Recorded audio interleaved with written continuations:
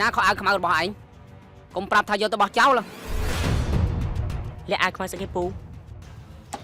កាយខ្មៅនឹងកណាត់បិទមុខដៃទៅលួចមន់ស្ងោហើយនឹងបាយរបស់ហ្នឹងពុំមកដូរសម្លៀកបំពាក់មកបាយដានខ្ញុំគិតថាពួកអញងងហើយវើយពូកំចេះថាខ្ញុំមិនបានដឹងរឿងពីកាយខ្មៅនោះស្អីទេ